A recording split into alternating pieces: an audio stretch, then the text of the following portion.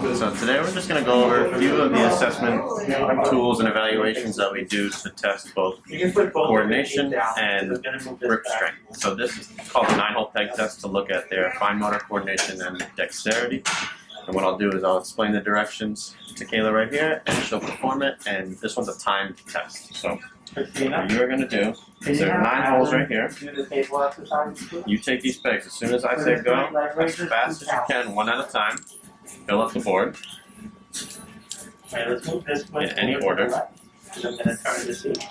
And then as soon as you put the 9th peg in, you immediately start taking them out. Just like this. As fast as you can. The time stops when the last peg comes back here. You have more than you need, so if you drop one, don't waste time trying to pick it up. Just move on to the next one. Okay? Ready, set, go. 1, 2, 3. Much better. Okay. Okay, sure. Alright, watch your step.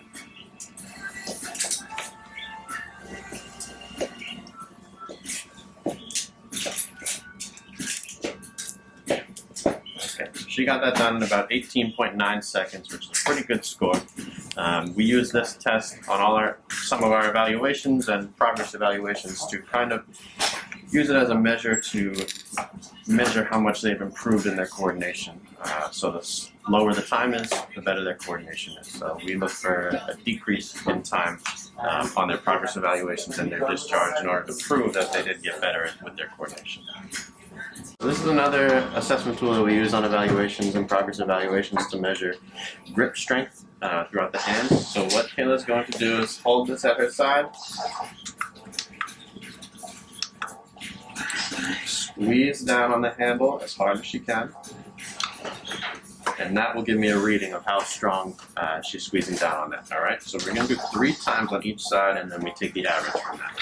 Alright, so hold it at your side, and go ahead and squeeze.